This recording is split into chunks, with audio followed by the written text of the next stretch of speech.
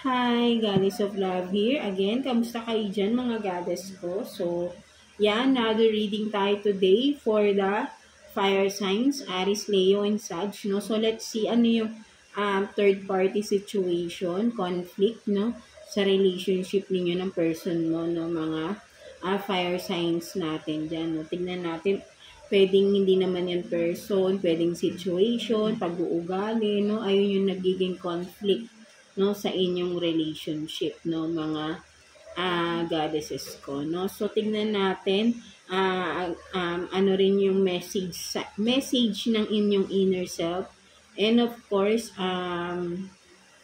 advice from the universe, no, mga goddesses ko. So yeah, let's start with you, Aries. So kamusta kayo dyan mga Aries natin, no? Let's see ano yung third party situation sa inyo ng person on your mind, no? The one you are dealing with, no? Mga Aries natin. So, tignan natin. Kuha tayo ng 2 cards here for you, Aries, no? For the message ng inyong inner self, no? Tignan natin. For the message. So, may tumalo na isa. Sige, kunin natin yan. So, one more card for Aries. Message from your inner self. Let's see. No, ano yung third part, message, no, ng inyong inner self regarding sa iyong situation, no? Let's see.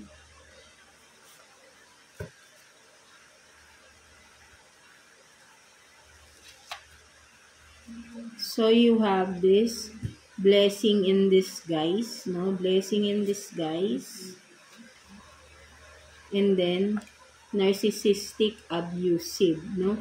So, yeah, sinasabi sa iyo ng inner self mo, mga Aries, no, kung ano man itong nangyari, no, kung for some of you with this narcissistic, abusive dito, no, maybe you are dealing with an abusive, no, a narcissistic type of person, no, mga Aries natin, or vice versa. Again, no, pwedeng kayo to, no, alam niyo naman sa sarili niyo kung anong pag-uugali ninyo. So, maybe, itong abusive relationship na to, maybe ay, kung kayo ay in separation na, or yeah, I think, no, sinasabi ng inyong inner self na, this is, no, a blessing in disguise, no?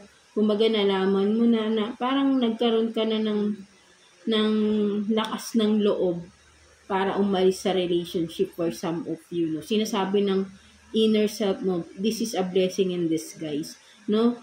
Mahirap man yung pinagdaanan nyo for some of you dahil abusive, marami yan, emotionally, physically, even spiritually, no? Pagka you are dealing with a narcissistic person, no, mga Aries natin, no? So, yeah, kung sabihin natin dumaan kayo or dumanas kayo ng paghihirap sa relationship na to, take this as a blessing in disguise, no? Yung journey nyo, hindi madali, no? But then, this is, parang a new beginning for some of you, no, Aries, no? Kaya sinasabi ng inner self mo dito na this is a blessing in disguise, no?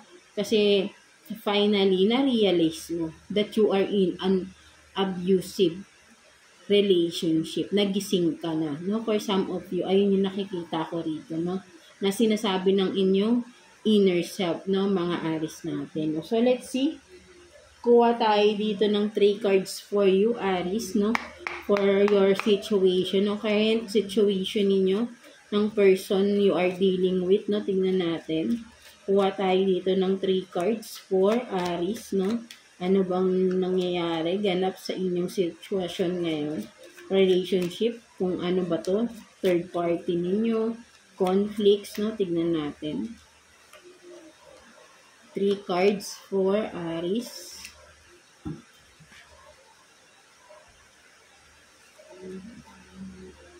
So, you have this 8 of Pentacles in reverse, no? So, 8 of Pentacles in reverse. So, maybe, pati mga, for some of you, naapektuhan yung mga investments ba ninyo? For some of you, kaperahan, no? Malaking epekto yung nangyari sa relationship ninyo. Sa pagdating sa kaperahan, no? Malaki yung naging effect, no? And then, Six of Swords in reverse, no? So, I think na meron ditong, sabihin natin, ang nakikita ko, stuck, no? May naging stuck sa sitwasyon, no? Ayun yung nakikita ko rito. And then, the moon, no? So, maybe, I think, no, mga Aries, no? Ang nangyayari dito, no, na-stuck kayo sa isang sitwasyon, na-stuck kayo sa relationship na yan, mga Aries natin, no? With the moon, no, maraming sikreto, no?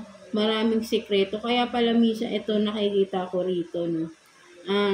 Pilit tinatago yung sikreto, no? Kaya parang iniiwasan, no?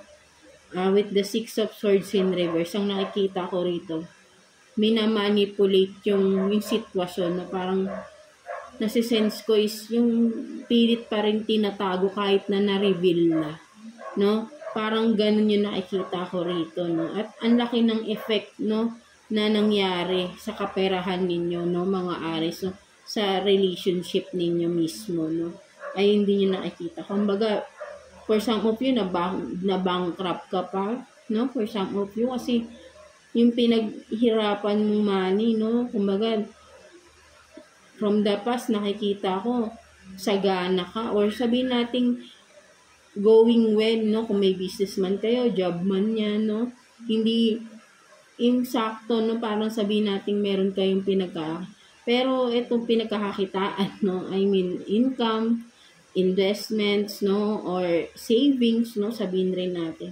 Pero yun nga, no? Nakikita ko rito, for some of you, baka winaldas pa ng person ninyo, no? Yung kaperahan na, yung savings ninyo, pwede rin, no? Ng person mo, kung magkasama kayo nito, yung nagsasama na kayo, no? For some of you. Marami siyang tinagong sikreto, no? May kinalaman din sa pera, no? For some of you. Hindi niya nakikita ko rito, no? Hindi malinaw kung saan niya dinadala, but then, kasi nga, until now, parang mystery, no? May sikreto pa rin.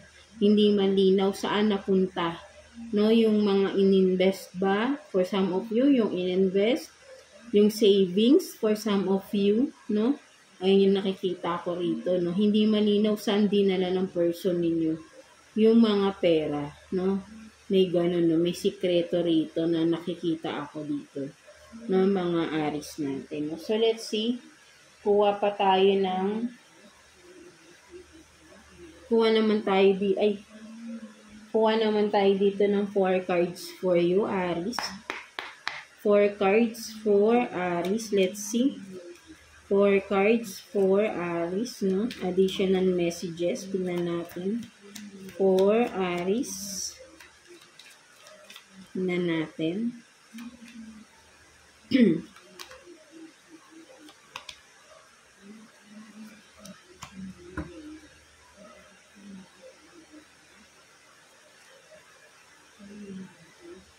So, you have this interlude, no? Pause, timing, factor, no?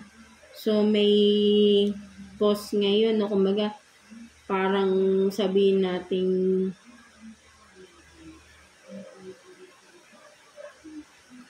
may pag-stop ng connection, no? I don't know, siguro walang communication for some of you, no? And then, racing, no? So, running. So, meron nga talaga, no? Sabi ko nga, no? Avoiding, no? May nag-a-avoid ng issue, no? Kung ano man yung issue sa inyo, no? Ina-avoid ng person, no? And then, threatened, no? Kasi nga, naiinis siya, no? Naiinis siya. Dahil nga, kumbaga, hindi niya alam kung anong gagawin niya. Threatened hindi niya alam kung anong gagawin niya talaga kapag once nalaman na yung mga sikreto, or kung nalaman mo na yung mga sikreto nito, Aries, no? Naiinis siya doon, no? Natatakot, natitrigger itong tao na to. Kaya, ang ginagawa niyang style, no? Ina-avoid niya. Maybe hindi siya nakikipag-usap, no? With the interlude here, no? no connection kayo, kaya parang hindi clear, no, still, no, kahit na for some of you, alam mo nang may sikreto, hindi malinaw sa'yo kasi walang communication, no, para kang nanguhula pa rin, no, sabi natin ganun, no, and then, today, no, ano to, present, now, at, diba, and, yeah, at this time, no, I mean, at this present moment talaga, currently, no, it's happening, no, for some of you, Aries, no, so, nangyayari talaga to, no, may, yung person ninyo, no, or kung sino man sa inyo, no, ina-avoid yung issue, no, mga Aries natin, no, may nag-a-avoid, may ayaw pag-usapan kung ano man yung naging problema ninyo talaga sa relationship, right, no? Kaya may pause dito, kumbaga parang may stop no? Parang sabihin nating commercial, di ba? Commercial na may naghahadlang, pwedeng naghahadlang or sinasadyang walang communication at all para hindi mapag-usapan yung, kasi natitrigger siya, hindi niya alam paano siya haharap, no? Kung sino man sa inyo, Aries, no? Hindi niya alam paano siya haharap dun. Kung once na magharap-harap again is hindi niya alam paano siya makikipag-usap dahil natitrigger siya, no? Siguro for some of you, itong tao na to, because may narcissistic, abusive dito, no? So, madaling mainis to, no? Mainitin ang ulo ng tao na to, no? So, that's why. Pero, natitrigger siya, no? Kaya, siguro, hindi niya rin umiiwas siya dahil alam sa sarili niya. Hindi niya alam kung ano yung dapat niyang, kumaga sabihin natin, baka mapapaya siya with the embarrass kasi totoo, no, ayaw niyang harapin yung katotohanan, no, something like that, no, mga Aries natin, no, right? So let's see, kuha pa tayo dito ng 3 cards, no, for you, Aries. Tignan natin, kuha tayo ng 3 cards for Aries, no, additional messages, no. Sabihin na lang natin na possible outcome, no, ng sitwasyon ninyo, ng person mo, no, mga Aries natin. Let's see. Kuha tayo ng 3 cards for you, Aries. For Aries.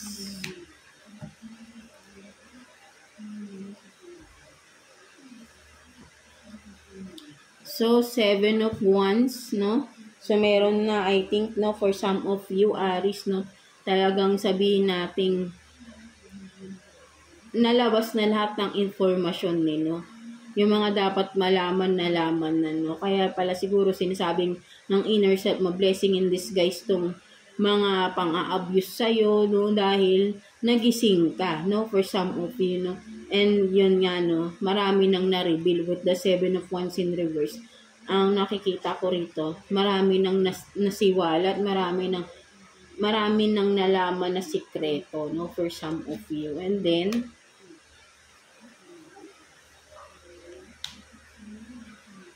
And then, 9 of Pentacles in reverse. Diba? No? Medyo, for some of you, no, medyo hindi mo akalain, no? Kasi medyo malaki talaga. Sabi ko, pagdating pa sa kaperahan ninyo, malaki, no? Parang yung pangarap mo, naguho, no? For some of you, hindi mo akalain na gagawin to ng person ninyo sa inyo. Right? No? Pang yung pinapangarap mo na siguro na magandang samahan, magandang partnership, magandang sabihin natin kung may family involved na, magandang family, masayang family, hindi natuloy, hindi nangyari, no? Na-disappoint, no? For some of you, no? And then, with the High Priestess in reverse, no? So, talagang nakikita ko talaga rito, no? Ay, marami nang na-reveal. So, future possible outcome talaga is, yun nga, no? May mga marireveal pa, no? Or malalaman na talaga na totoo lahat kung ano yung mga tinagong sikreto, no? Ayun yung nakikita ko rito, no? Maniwala lang kayo sa intuition ninyo, no? With the High Priestess in reverse, no? Pilit kasi minamanipula ng tao na to, no? Binabaligtad niya. Kaya minsan, for some of you, nagda-doubt kayo sa nalalaman nyo, sa mga nakita nyo, na baka parang ganun yung manipulation ng mga narcissistic, no? kahit na nakita niyo ng katotohanan, parang magda-doubt pa kayo sa sarili niyo. But then sinasabi sa inyo rito, maniwala ka sa intuition mo, sa gut feeling mo, sa pakiramdam mo. At lalo na kung nakita mo na yung ebidensya. Diba, Aries? Ayun yung nakikita ko rito, no? So, let's see what's the message advice sa'yo ni Universe, mga Aries natin. Kuha tayo ng one card here for you, Aries. Message advice sa'yo ni Universe, no? Let's see. One card for Aries. So, I think naging conflict or third party sa relationship ninyo is yung mga sikreto, no? Kung ano man ito, marami yan. So, kayo lang din nakakaalam yan. Malinaw na lumalabas rito, may kinalaman din sa pera, no? For some of you, no? So, let's see. Kuha tayo ng one card for the message advice sa'yo ni Universe, mga Aries natin. So, stormy, no? So, meron ditong stormy. So, for some of you Aries, right now, you are in a stormy situation, of course, no? Full of burden, mahirap. Sabi ko nga, napakahirap ng pinagdadaanan nyo. For some of you, parang gumuho talaga yung pangarap nyo na yung masayang akala nyo na ayun, no? Parang nag-illusion kayo or nabuhay, or yung buong pagsasama nyo is parang illusion lang pala, no? Yun nga, no, blessing in disguise, nalaman mo hindi pala totoo, no? For some of you, fake, no? Yung mga ipinakita ng person ninyo, no? Mga Aries natin, no? So, yeah. Ang sinasabi sa'yo rito, no? With the stormy. Yeah, bagyo, di ba? Sabihin natin, malakas na bagyo, but then, matatapos na rin yan. Matatapos din yan, right? No? Naka-chain ka dito, no? Hinahatak ka ng bangka ba yan, barko, no? Dito sa dulo, no? Matatapos na rin yan. Basta alam mo yun, dapat mo rin gawin. Right? Mga Aries natin. Ikaw lang din ang makakagawa ng solusyon, no? Mga Aries natin. Kung hahayaan mong hatak-hatakin ka na lang dito ng person mo, walang magbabago. But then, kung halimbawa sabihin natin magpupumiglas ka dito, no, sabihin natin,